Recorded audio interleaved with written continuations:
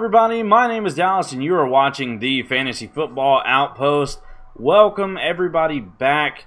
Now before we get into the news, I just want to go ahead and say thank you for all the support that I've gotten thus far with this. This is our 4th podcast episode, the first 3. Go check them out if you haven't watched them yet. We have our top 10 running backs, our top 10 wide receivers, and our top 15 quarterbacks. Make sure you also go check out, we have our positional mock drafts. We've only done one of them so far, but it's basically we do a live stream of drafting from different positions in different team amount leagues. So in other words, we drafted from the first position for an 8-man, 10-man, and 12-man league because it varies so much, especially with those early rounds. And who you take in those first 3 rounds usually dictate how the rest of your draft ends up going. So those are definitely interesting, so make sure you check those out too. But I just want to say thank you guys so much for all the support. So let's go ahead and get right into the news. So basically, the first thing we're going to discuss is Dak Prescott in the news.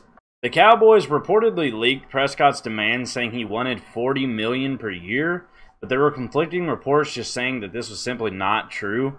And there's a lot of speculation at this point as to what he was actually wanting. I'm hearing that was incentives and stuff that got the number up close to that, but it was by no means guaranteed. But it is confirmed that he turned down a contract that would allegedly offer him $30 million per year salary average.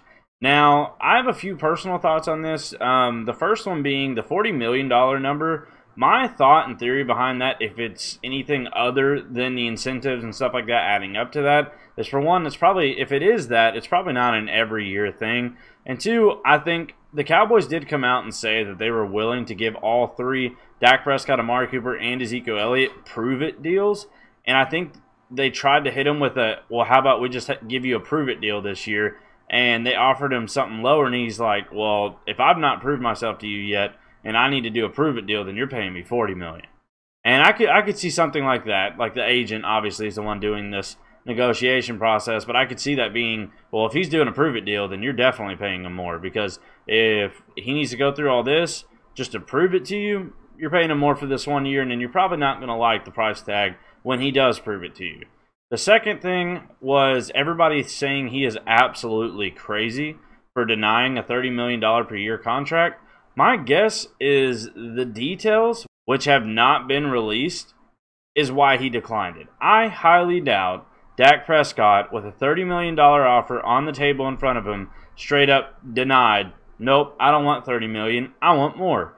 My guess is the guaranteed money wasn't there what he wanted. There probably wasn't enough incentives for if he was to prove himself and earn more. And quite honestly, probably just came out as, hey, we're going to make you top 5. How do you like that? And it's like, that sounds great, but the way you set up the contract is a few years into this, you guys can dump me if I'm not doing well. And the number one thing in contracts right now is guaranteed money.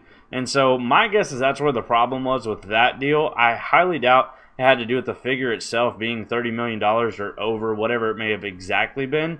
I think it was more so the guaranteed money is probably what caused him to turn that one down. And I think people are being a bit dramatic by thinking he's crazy for turning down $30 million. Yes, I agree, he's absolutely crazy if it was a good deal with lots of guaranteed money and they offered him $30 million and he still rejected it. But quite honestly, the way I would go about this is figure out a way to offer him $30 million a year and give him just fractions more guaranteed money than Carson Wentz, so he can feel good about himself and just move on about it. Because these deals, as crazy as they are every single year, the next year that deal looked great. Or a few years down the line, it looks like you got him for a steal, because then next thing you know, Patrick Mahomes is coming up for his deal and he got $45 million a year and you're paying Dak $30. And you're like, okay, well that makes a lot more sense then. Every single one of these guys coming up are going to be getting $30 million a year if they're the starting franchise quarterback and haven't been paid yet. It's just how the league works. It's how it's going. Unfortunately, that's just the case. The Cowboys seem to think that they can change the narrative of that and keep things where if you've earned that much, you're going to get it. But realistically speaking, you're going to run into that guy that has no team loyalty and just says, if you guys don't think I've earned it, then see ya. Somebody else will pay me and someone else will. And that's just the nature of it. And so that's why all these guys say, hey, I'm your guy. That guy's not available. You pay me like a quarterback gets paid now. And it's just going to keep going up. That's just the nature of it. And so I think if the Cowboys can get Dak at $30 million, as crazy as this sounds right now, I think that's probably going to end up being a steal a few years down the road, especially because I personally think Dak will end up proving himself. Me personally, I think he already has. I think he's a winner. I think he's a leader, and I think he's doing all the right things. And statistically speaking, in his first years, he's the greatest quarterback the Cowboys have ever had in that span of time. And so, I mean, I think he deserves it at this point, especially considering what some of these other guys are getting paid. I think it's absolutely understandable. But nonetheless, we'll see how this plays out. I definitely think a deal will get done. He's there. He's practicing. Jerry has already said multiple times he's the guy. They don't have any doubts with him. If they did, they wouldn't have already offered him $30 million a year. And so we'll see how this plays out. So next up, the Andrew Luck injury struggles continue. He had a calf strain, which I believe that's still happening, but now they're starting to see some minor ankle issues going on as well, particularly the front portion of it. They said it was a small bone issue, whatever that means specifically. I don't think the details of that have been actually released yet. On the bright side, there is no surgery needed, but the Colts aren't ready to determine whether he'll be ready for Week 1 or not. This is exactly why I moved him down to 5th on my quarterback rankings, so make sure you go check those out if you haven't already, but ADPs are starting to see it as well. So he might end up being a steal if he ends up being healthy if you're drafting right now. But me personally, I'm hands-off. I like to wait on my quarterbacks, and if I'm taking one early, I'm definitely not taking a risk on them. And I want somebody that I truly believe is going to have a great year, not somebody that I think may be in and out all season due to different injuries. So I'm hands-off on Andrew Luck, but if he's fully healthy, then by all means, if you guys wanted him, take that shot. And if you already did take that shot, well, I hope it works out for you because things aren't looking that great right now. Another small thing that I think people have been kind of keeping their eye on is Amari Cooper is said to have plantar fascia irritation. I believe that's how that's pronounced. I'm not entirely sure, but he's said to be day-to-day, and they believe he'll be fine and thinks he's going to be ready for Week 1.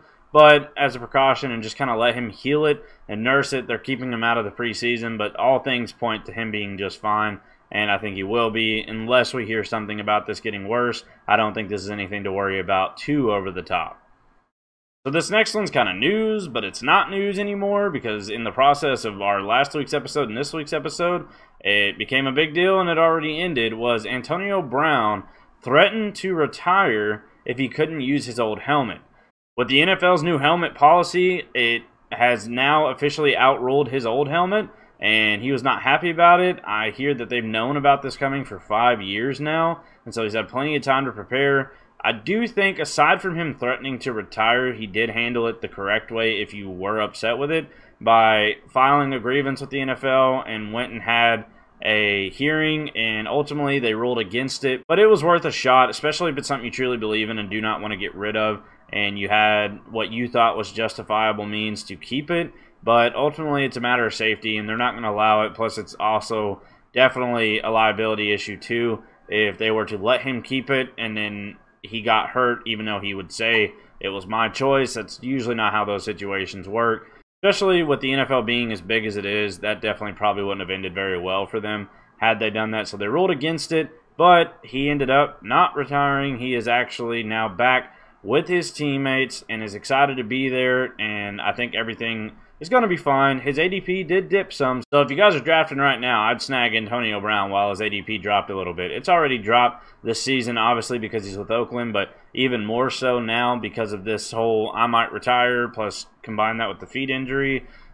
He's fallen a little bit on boards and definitely worth it where he's going right now. I think he's worth it where he's getting drafted anyway before that. I just like Mike Evans a little bit better, who's after him, but after Mike Evans, I'd take Antonio Brown. So I think he's going to be a great pick if you're snagging him in the 3rd or 4th round right now. So absolutely take that shot. So next on the list, we talked about this a few episodes ago.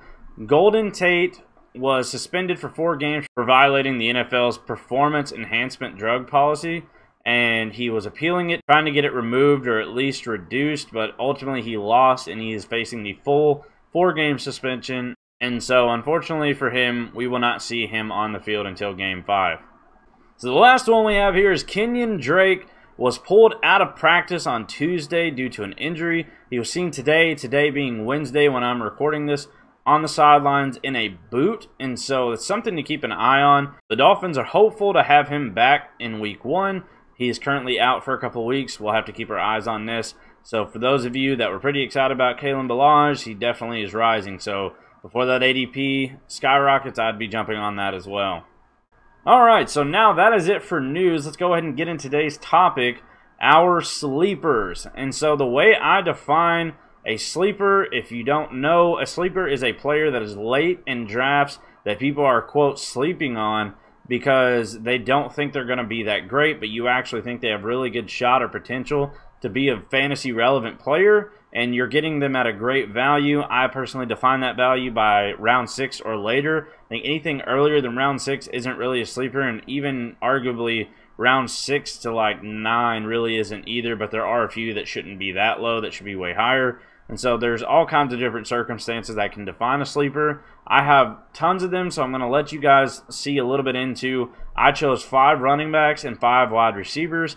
These are in no particular order. By no means, I don't have it listed from the one I think is the best to the one I think is the worst of my sleepers. I picked 5 from wide receivers and running backs, and so let's go ahead and get into them. So let's go ahead and get started with some running backs. The first one we have is Royce Freeman. So his current ADP is 92.1. Now again, for all of these that I tell you, their ADP is based on these sleeper apps. So that is my favorite one to use. I think it's the most accurate. It's the best one to use, and I highly recommend you guys use it to go off of. Even if you don't draft on sleeper, if you draft somewhere else, a lot of these guys are way later, and so you can kind of use that to judge, hey, I know what this guy's real value is, but they have him way down here. I can take him in between, and to everyone else it looks like I'm reaching, but I'm actually getting him at a great value because I know he's really worth this and anything else. And so that's kind of the way I've been using it. I do have a few leagues on sleeper, and I do have some on some other areas as well. Some other apps, and the ADPs on those are nowhere near as good, so I like knowing their true values over here so I can go over and make really great decisions on the other apps. So I highly recommend that as well. But his ADP, Royce Freeman that is 92.1, which would be an 8th round pick in a 12-man league. Now, I know a lot of you are saying, for those of you that aren't keeping up with this, you're saying, well, Philip Lindsay went off last year. Royce Freeman did nothing. Why would you even consider him? Well, first off, just to kind of set the tone for this, these are sleepers. These are guys that most people are thinking that way, and that's why they're as low as they are.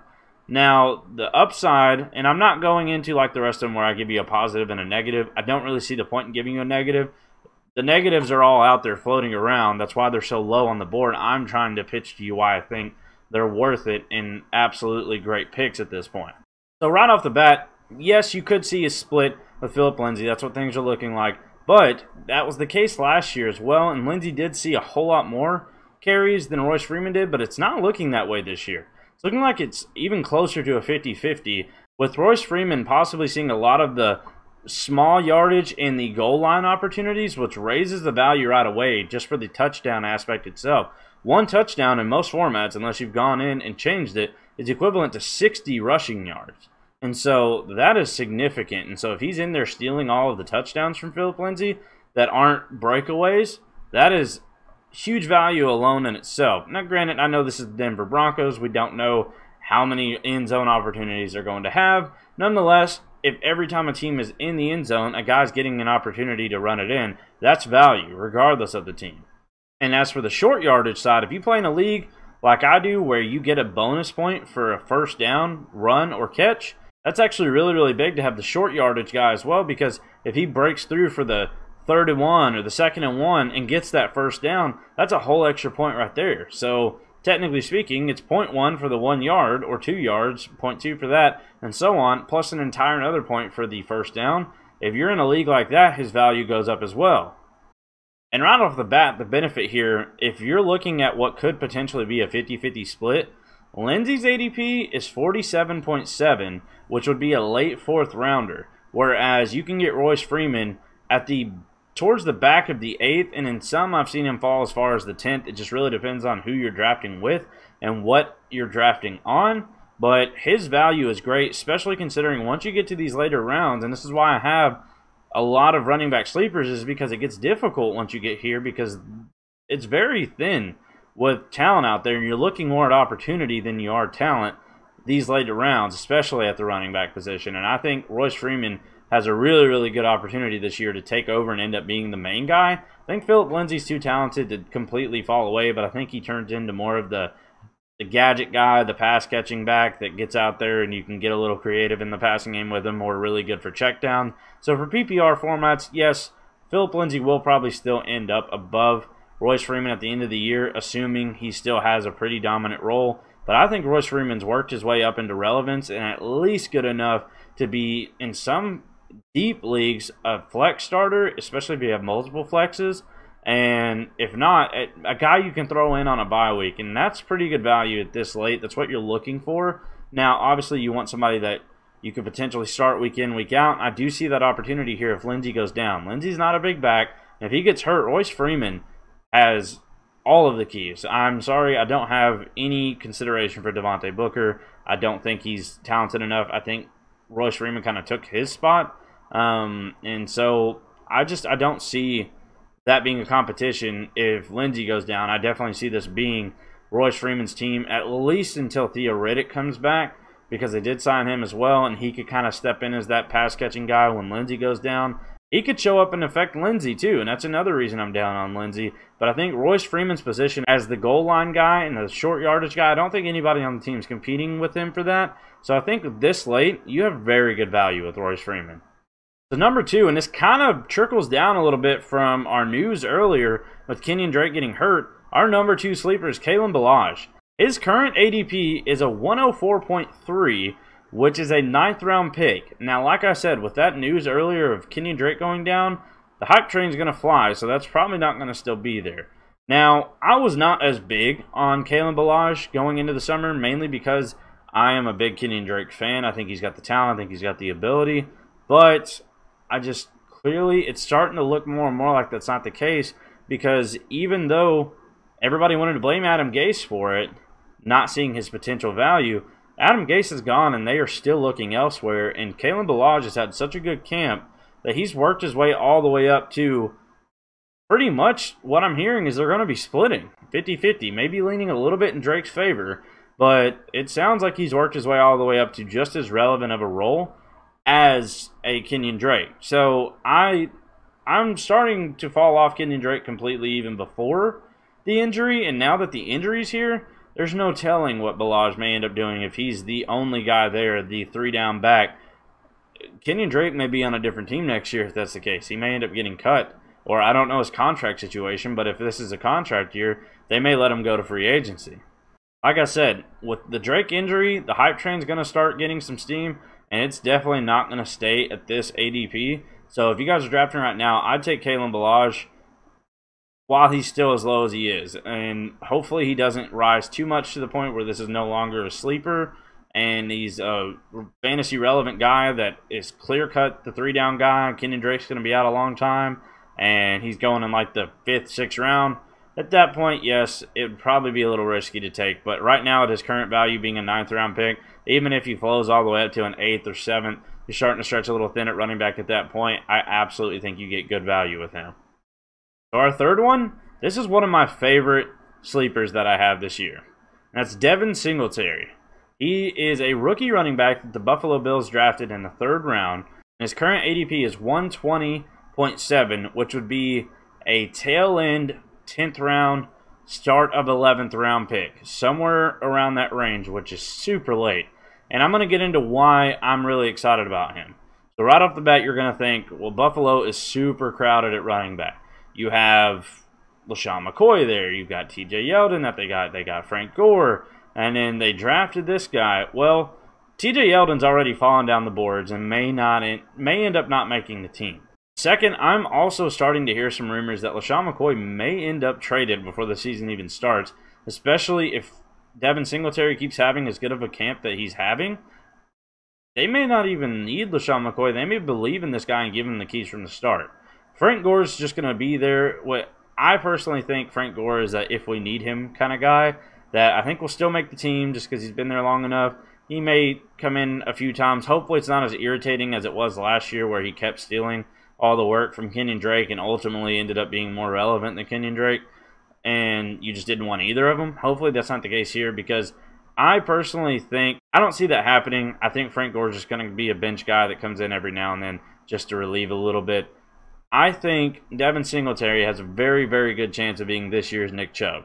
Now, what I mean by that, it may take half the season. It could be from the start if they trade LaShawn McCoy.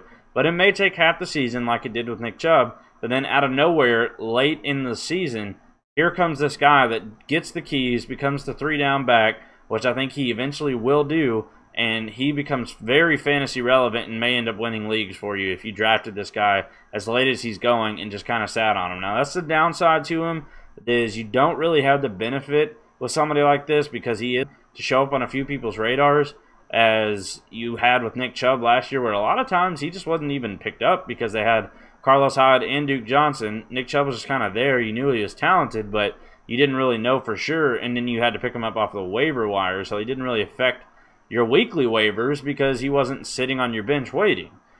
With Devin Singletary, he will be one of those guys that takes up a spot and you just kind of wait to see if it pans out. If you drop him, you just kind of got to hope that everybody else seen you drop him and thinks he's worthless and that nobody else is thinking the same thing and picks him up and they're willing to sit and hold him. I'm willing to sit and hold him because I definitely think he's going to end up being a 3-down back by the end of the year. But only time will tell, but I am super excited about Devin Singletary this year. So our fourth running back, we have Matt Breida.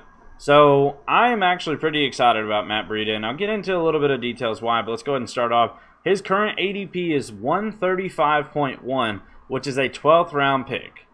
That is very good value for somebody that could potentially end up being, technically could end up being the guy, but I don't think that's going to be the case. So let me go ahead and break this down a little bit for you. At that value, at that ADP, it's worth a shot. I mean, just to see what he's going to do. You're going to know right away in week 1 how much they're going to use him versus Tevin Coleman, and you're going to be able to see, is this somebody I want to keep, or does it look like they're not going to use him at all? And you can just cut him in week 1 or 2 as somebody else rises on the waivers, and you can just go take them. And so I think he's a very safe pick because of that reason, where there's really no risk. If you don't like him, cut him. If he ends up looking relevant and doing good, you just made a great selection in the 12th round at somebody that's going to end up being great. So last year, Matt Breida averaged over 5 yards a carry, and apparently this year in camp, he's being used everywhere. They're using him in the receiving game, and he's still killing it in the running game. And so I think there's a world out here where Matt Breida works his way in, and you have 2 genuine flex to RB2 with Tevin Coleman, depending on how things go. With Breida, if he ends up being that guy, then an RB2 for him. But I think you have a potential for genuinely 2 startable flex players on the same team. And we've seen that before with Tevin Coleman, where he was a startable flex behind Devonta Freeman. And so I almost put Tevin Coleman on this list, except it would have broken my rule that he was a 5th rounder. But he's going around like Lamar Miller, Tariq Cohen, stuff like that. And honestly, with the news about Jerick McKinnon being out on the injured reserve to start the season, which means he won't be able to come back for at least 8 weeks, I think both of these guys are going to be relevant. And we'll find out right away with Breida. And I definitely think he's worth the shot and an absolute value in the 12th round, especially if he ends up being that guy and Tevin Coleman takes a step back instead of him. Number 5, our last one, is Adrian Peterson. This one, it makes sense to me because of the hype around Darius Guice, but at the same time, anybody that's truly looking at the situation, this one really doesn't make sense to me at all because his current ADP is 120.9, which is a 10th or 11th round pick. It's right there at the tail end. Last pick of the 10th, first pick of the 11th if you go off of his ADP alone. So last year, he finished as the running back 19 in PPR and the running back 16 in standard. And not to burst the Guice bubble that everybody's super, I don't know, people are starting to come off of it a little bit, but I still hear a lot of excitement for Darius Guice, but I just don't see things working out for him. I feel like every time we think he's about to make a stride forward, it gets delayed, and I just don't think Guice is going to be healthy this year. And even if going into the season Guice is healthy and he's the guy, Adrian Peterson is still going to be a great pick, either a late round pick, because if Guice is healthy, this ADP is going to drop even more for Peterson, but I don't think Guice can stay that way, and so Peterson's going to be a great late round pickup or even a waiver wire pickup as soon as Guice goes down, because I don't see Guice surviving the entire season fully healthy. I think he's going to end up going down, re-injuring something, and Peterson has shown that he works in this offense. He's going to be very, very valuable, especially at this late, and is absolutely going to be a flex starter if you need him to be, especially in 12-man leagues that are deep and have multiple flex positions. But even if not, he's good enough to be your bye week starter at that, if he's the guy, and I think he will be. Yes, I know Chris Thompson's back. He's got some injury risk as well, but Peterson really wasn't that involved in the pass game last year. He was decent, but his main place that he works and does well in is running the ball. So even if Chris Thompson's there eating into that passing game, I still think Adrian Peterson holds value, especially this late, being where he's at. So he's going to be a really nice late-round pick, and if Geis is healthy and then goes down, an even better waiver wire pickup. So I definitely think Adrian Peterson should not be slept on as much as he has been. He's somebody I've been taking in late in almost every single draft that I've been in, just because that value to me is worth the shot. And who knows, if Geis comes out and absolutely kills it, you just cut him. That's the great part about these sleepers. They're so late that you can afford to cut them if you don't need them and take somebody else with better opportunity or more potential. Okay, so that was our 5 running back sleepers. Like I said, I have plenty of them, but I'm just kind of diving into 5 of them because I don't want this episode to go on too long. But let's go ahead and get into our 5 wide receivers we have. Now again, like I said, these are in no particular order. They are not my favorite to my least favorite. These are just 5 random sleepers that I have, and I'm sharing the information with you. So let's go ahead and get into our first one. Now, I'm not going to lie. This one might be my favorite one out of the wide receivers. Like I said, with Devin Singletary, it's kind of like that. With this player in particular for my wide receivers, it's Tyrell Williams. His current ADP is 133, which is a 12th round pick. Now, let me go ahead and describe to you why I'm so excited about Tyrell Williams. He has what I like to call a baby Juju opportunity. And the reason I say that is he is in a position where he is the number 2 guy behind Antonio Brown, who is arguably the best wide receiver in the league. Now, we don't know how that's going to play out fantasy-wise in Oakland, but talent-wise, he's the number 1 wide receiver in the league. Like I said, arguably, you got Julio, you got Hopkins. Nonetheless, he's one of the top guys, so he's going to be demanding attention. And Juju Smith-Schuster absolutely thrived and ate in that last year. Now, the difference here and why I call it a baby Juju opportunity, I don't think Tyrell Williams is as talented as Juju Smith-Schuster is, but I do think he's talented enough to take advantage of this opportunity. He's done it before in the past behind Keenan Allen. In 2016, he finished the year as the wide receiver 13 in standard and 18 in PPR. He had over 1,000 yards and 7 touchdowns that year. Now, he's fallen off dramatically the next 2 years where he finished in like the 40s to 60s range, and he was definitely by no means one of the top guys. But I think he's got a really, really good opportunity this year, and I think for this late of a pick, and just like Matt Breida, somebody you're going to know right off the bat if he's actually going to be fantasy relevant or not, you can absolutely take your shot with Tyrell Williams. So our second one, another one that I absolutely love, is Dede Westbrook. So his current ADP is 91.7, which is an 8th round pick. And again, all these round picks that I'm saying are based off of 12-team leagues, so kind of adjust it how you need to, whether it's an 8-man, 10-man, and so on. It's only going to be even later if you go smaller than 12 teams.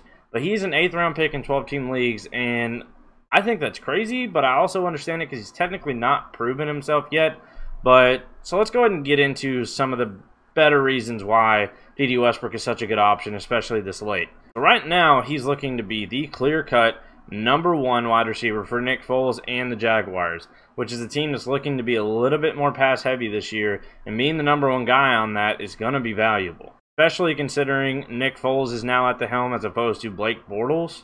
So that alone makes a dramatic difference in the output of your wide receivers. I loved Dede Westbrook in college. As a Cowboys fan, and like I said, I've stated that many times, I don't hold any bias because I'm a Cowboys fan, because in fantasy football, that's just silly. That's one of the dumbest things you can do, is favor somebody that's your favorite player. Now, if you have a tie between two, and one of them's on a different team and the other one's on your favorite team, you're going to enjoy it better watching the guy that's for your team. That's different, but I'm not going to reach on somebody that's on the Cowboys just because I want a Cowboy on my team. I don't think that's worth it.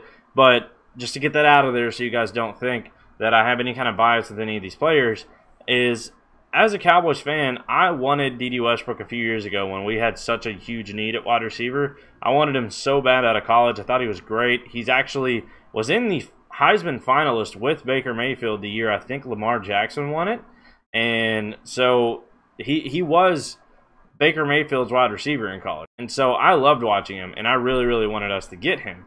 That being said, I've seen his talent and his ability, and I know it translates, and it has. We've seen flashes of it, and I think with his opportunity this year, I think he's a lock to be a flex week in, week out, with potential to be a wide receiver too. I don't see wide receiver 1 in his range of outcomes, but who knows? But I definitely think he has a decent shot at being a wide receiver 2, and if not, absolutely a flex starter every single week, especially teams that have like 3 deep wide receiver and 2 flexes, like some of mine have, and I think you're just going to see all-around great value from him this year, especially going as late as the 8th round and still having that kind of value there. I absolutely say take that shot. I've not seen his ADP rise too much. I don't think it's going to much more. I think it's going to kind of steady out here unless he has some monster preseason game with Nick Foles throwing him the ball, and they just look great in a couple series in like week 2 or week 3 of the preseason. But other than that, I see Dede Westbrook kind of staying where he's at, and right now he's a great value and one of my favorite sleepers this year. So our third wide receiver sleeper has a few asterisks that go along with him, and that's Parris Campbell, rookie wide receiver for the Indianapolis Colts. Right off the bat, this is fully dependent on injury risk, both Andrew Luck's and his own. He is dealing with some hamstring issues causing him not to practice, and everybody thought he was about to come back, but he suffered a setback a few days ago, and so things aren't looking the greatest for him, but it is still early. We've got plenty of time between now and when the season starts, and hopefully you're not in a position where you're drafting somebody like this, which is a 12th round pick at his ADP 141.3. Hopefully you're not drafting somebody like that to be a starter. You're drafting off of potential and opportunity here. And so even if it takes him a week or 2 to get things rolling, I think you're fine. But I absolutely love his opportunity this year. I think he has a very, very good shot, if not the best shot, on the team to be the number 2 leader in targets behind T.Y. Hilton. And for an Andrew Luck-led offense, it's going to be one of the most high-powered offenses in the league this year, especially if he's healthy, or only if he's healthy. If Andrew Luck's not there, it's not going to hands off this completely. But if Andrew Luck is there, then I think Parris Campbell is an absolute steal in the 12th round, especially somebody that you don't really need to start that late. You're taking them as potential. I think he could end up being a very, very good flex, maybe even work his way up to wide receiver 2, depending on how good the Colts really are this year in some formats. But I definitely see him as potential flex starter week in, week out, if things roll the way I think they will for him.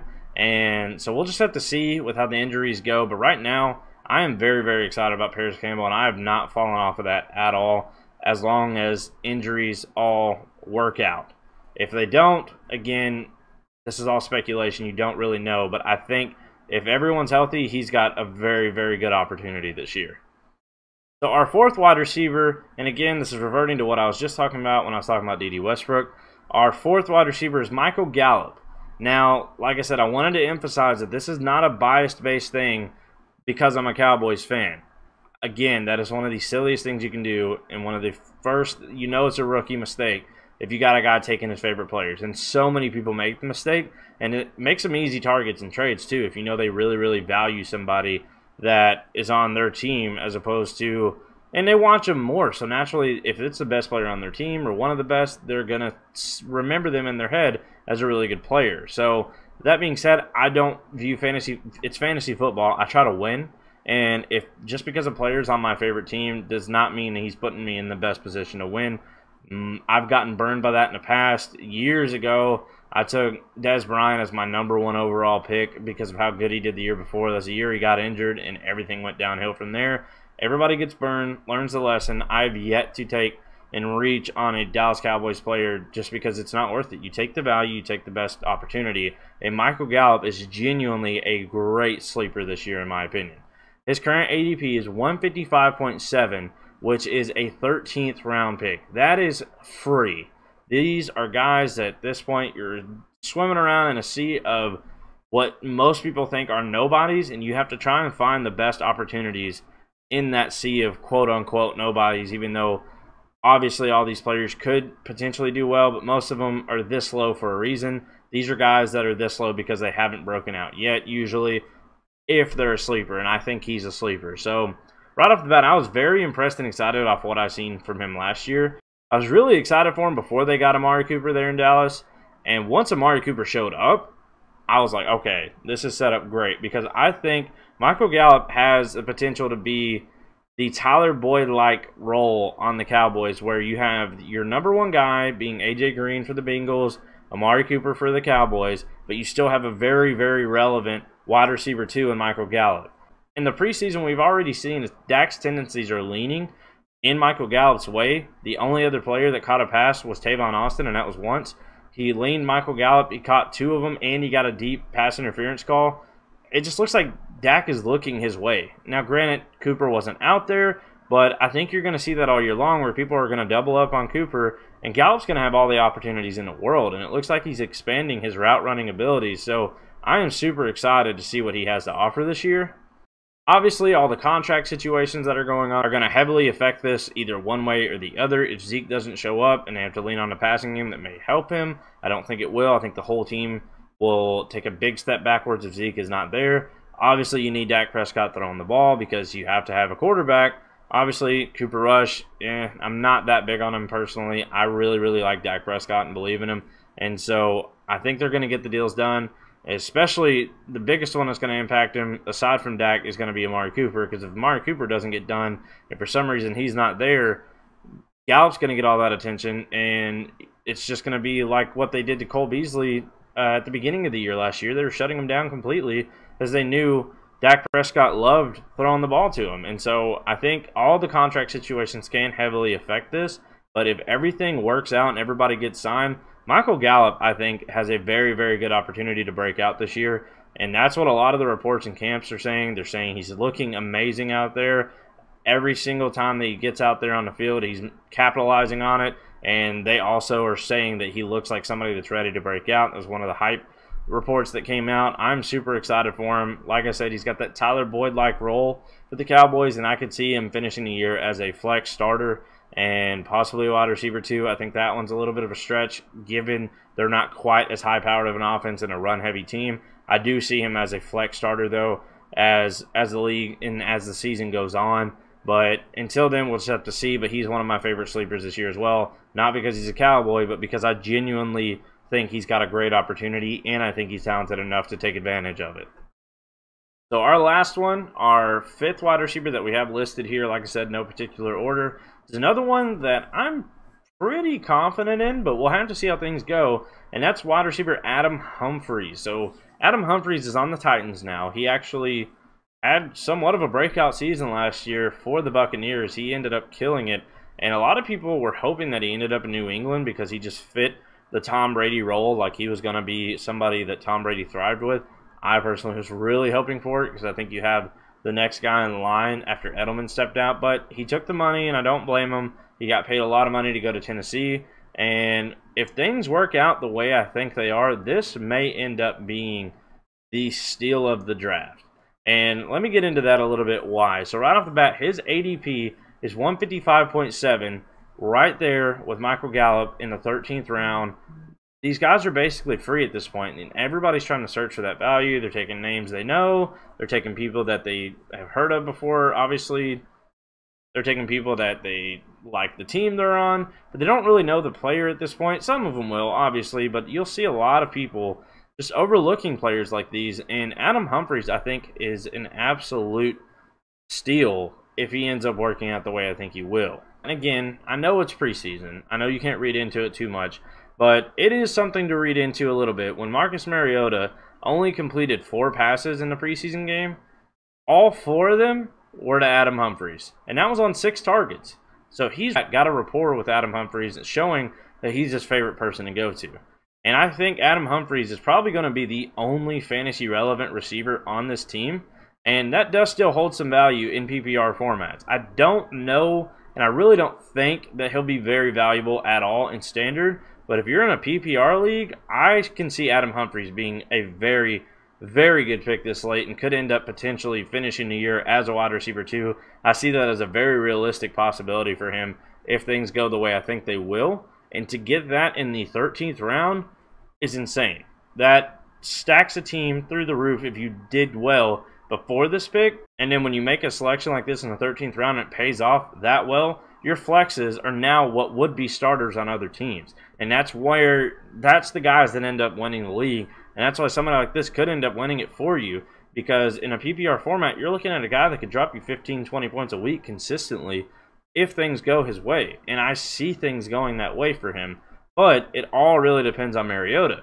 They have Ryan Tannehill now too, which is by no means a proven quarterback either. But I think you've got to throw the ball somewhere. I don't see it in Corey Davis at all. And I really, really like Adam Humphries. I think he's talented enough to take that role.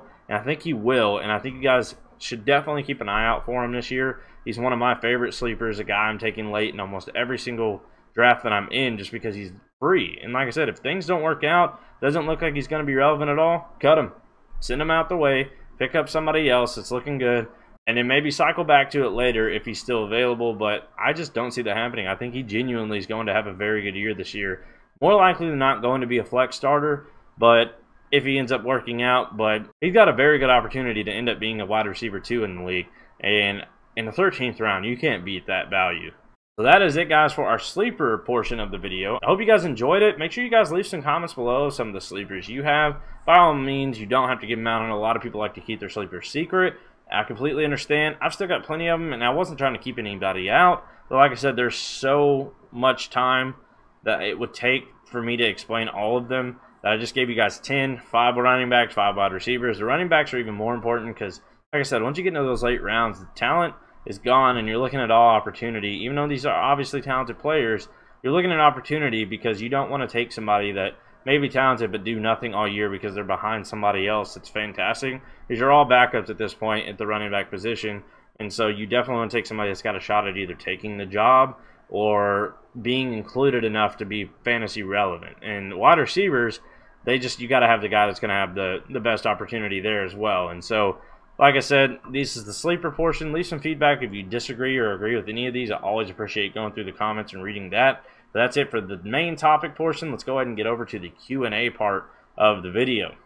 So the way I do my Q&As, like I say, every single episode is I take any that have been submitted via the comment section, or I have a few leagues where I'll tell people, hey, do you have any questions you want for the Q&A portion of the video? And I'll take those all in priority, but if I don't get enough, I always go to the sleeper forums in the Q&A section of that, and I pick one out on there, and I don't give you guys their username because they're not submitted, but if it is you that got selected for one of the questions, feel free to comment below and say, hey, that was me. I have the usernames written down in front of me for the ones that I do have to go take, but right off the bat, this first one was not pulled from the Q&A forums. This is in one of my leagues. It was Pyromaniacs asked me, said, with all the question marks around Andrew Luck right now, how do you see the rest of the Colts?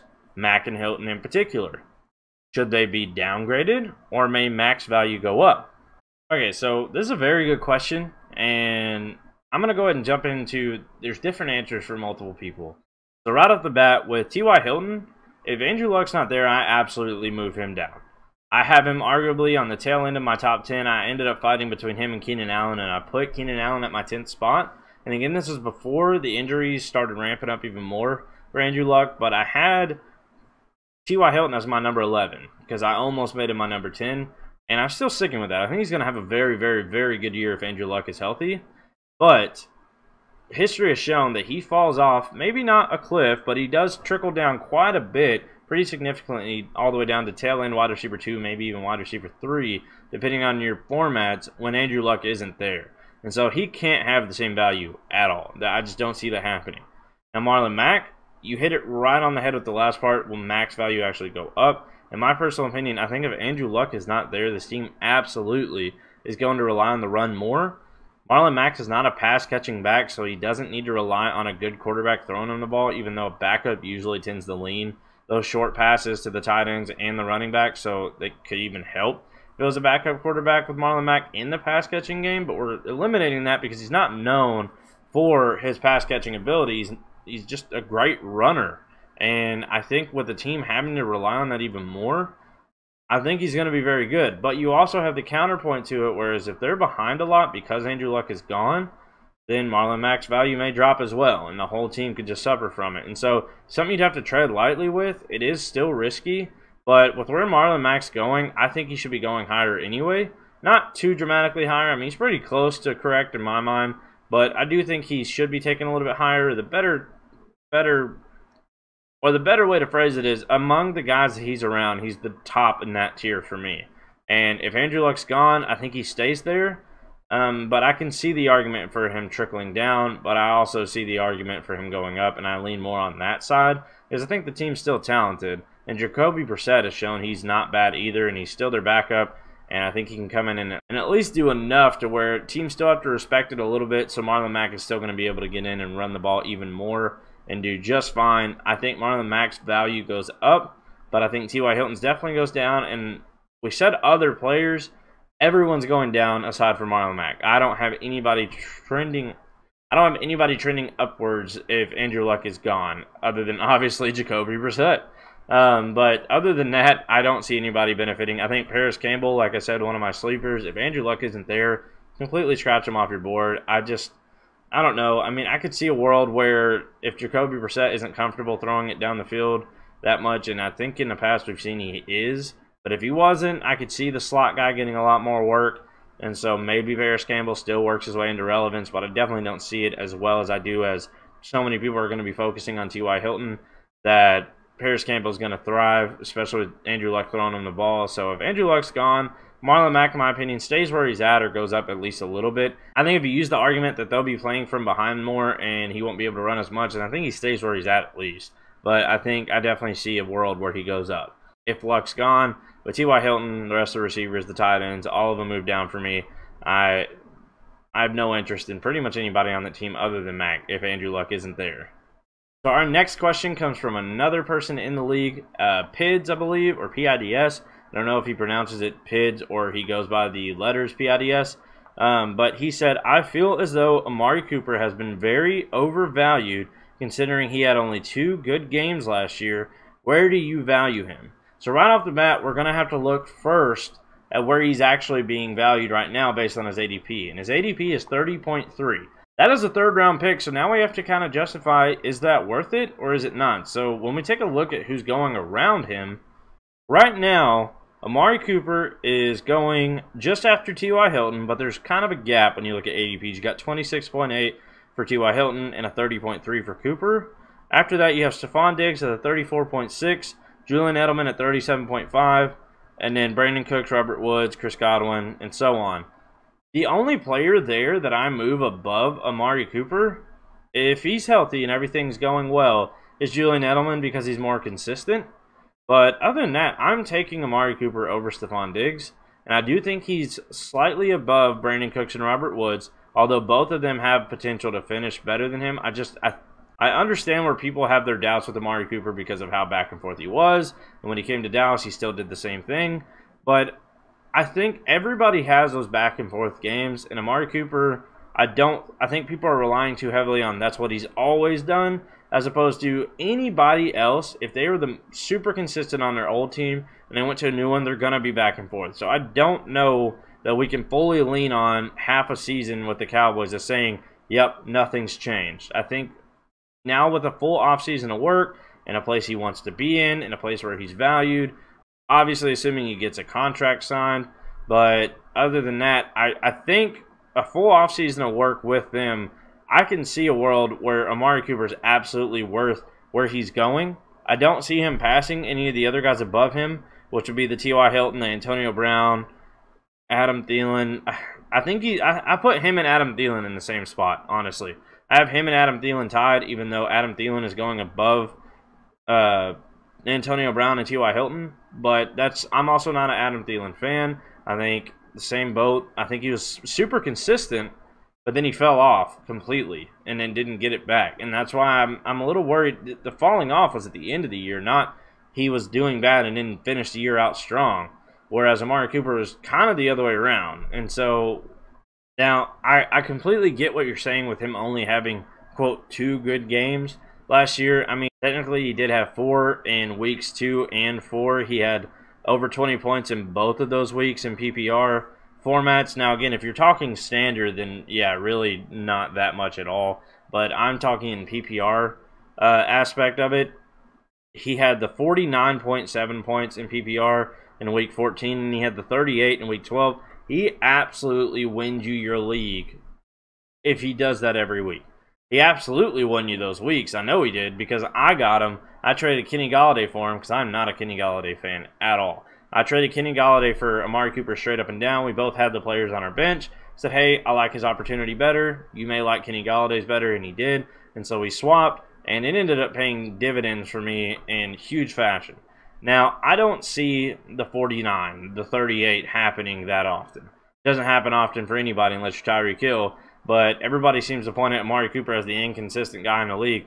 Tyreek Hill's right there too. It's just his bang games are... His boom games are ridiculous every time, and then his bust games are just as bad, if not worse, than Amari Cooper's. But I get it. But he did have 2 weeks where he had 16. Another one he had 13. Those aren't what you want out of somebody that is potentially your wide receiver 1 if you went the double running back stack. And I get it. Hopefully you're not in a position where you have to take him as your wide receiver 1. I think his value does decrease. If he's your wide receiver 1 option, then you definitely have to go with something safer, like an Adam Thielen, like a Stephon Diggs, like a, I don't know, a Julian Edelman, something like, well, not Julian Edelman. I like Julian Edelman better than him, but something along those lines as opposed to Cooper route. But if you lock down one of those top wide receivers, like a DeAndre Hopkins or Devontae Adams, any of those top 6 or 7 guys, I think Amari Cooper is actually a really good pick because you can take that shot. And there's so much talent at wide receiver in the later rounds that he's worth it, because there's going to be times, especially in leagues where you start 3 wide receivers and you also have 2 more flexes, that he's got a room on your team as a starter, absolutely.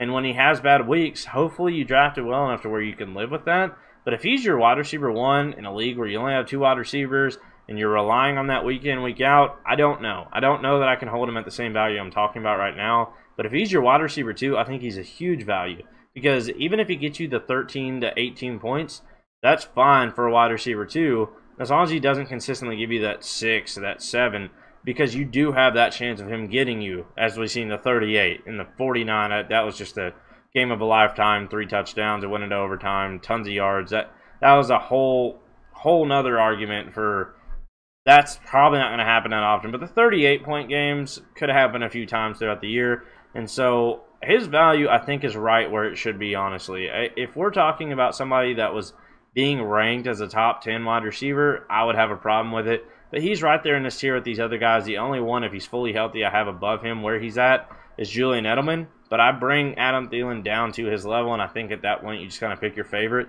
with that. If they're your wide receiver 1, I go Thielen. But if they're your wide receiver 2, I go Cooper because of the upside. And on top of that, the guys right after that, I think, should be there where they're at. And so I don't think he's overvalued by no means. But I definitely understand the concerns, and I think that's why he's where he's at. Nonetheless, you can't ignore his ability and his capability, but I understand you definitely can't ignore the inconsistency, and so that's why I think he's fallen all the way down to the 3rd round. If you can get Amari Cooper in the 4th, that's an absolute steal. So depending on your home league, if they all feel the way that it sounds like you do, snack him in the 4th, that is a steal and a half. But if he's there in the 3rd, I personally don't take him because in the 3rd round is when I'm still looking at running backs, and I love taking the running backs in that area, 3rd, 4th round. And I like the wide receiver value in the 5th, 6th, 7th, 8th, all that range. So I'm not looking wide receiver here anyway, so this isn't really a problem I've had to deal with that often, because I usually take my wide receiver in the 2nd, and then I don't take another one for like 3 or 4 rounds because I go 3 running backs before I get my 2nd wide receiver. In some cases, a tight end, depending on who falls or how the first rounds went. And so that's, for me, I think he's right where he should be. But sorry, it was a little bit of a long-winded answer, but I wanted to go in detail because this is something I hear a lot of people talk about. And that's kind of how I feel about Amari Cooper. Make sure you leave a comment below or just hit me up in the league if you feel differently about it, or what you think about my take on it. But that is my take on that one. All right, so question number 3 we got from the Sleeper Forum, so I will not give out the username because it was not submitted. But the question says, is Kenyan Drake for Cooper Kupp an even trade? I'm trying to get a little bit of wide receiver depth.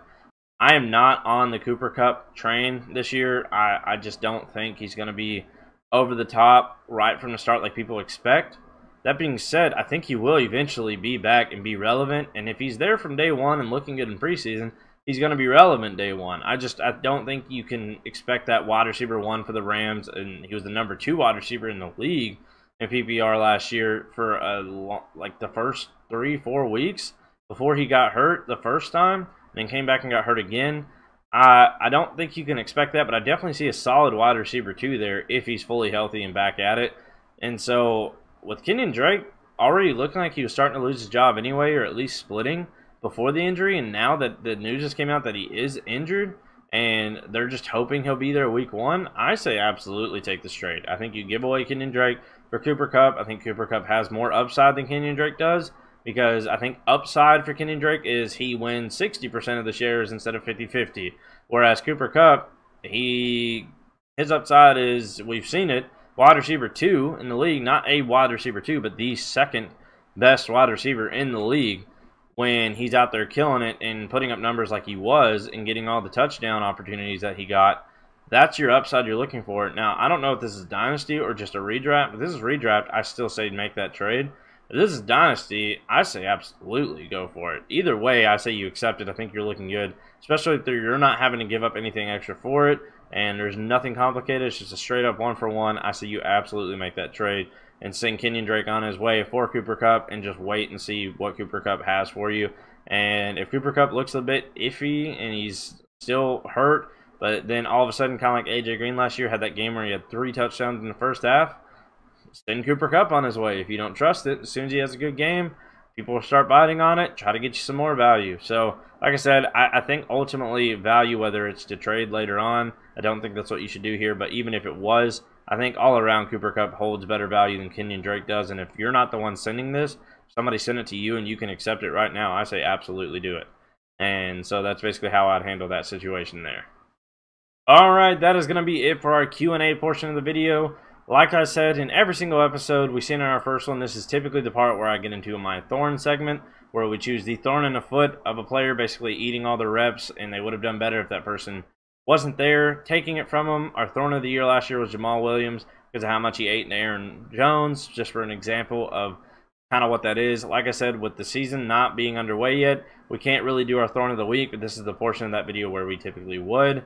But nonetheless, this has been our 4th segment, our 4th podcast episode for the Fantasy Football Outpost podcast. Thank you guys so much for all of your support. Make sure you share this to anybody that would be interested in watching it, or just anybody that you think would support. We always appreciate any and all support that we get, and just trying to grow and make a name for ourselves in the fantasy community. I love the feedback I've gotten so far from it. Thank you all so much, and we will see you in the next one. Thanks for watching.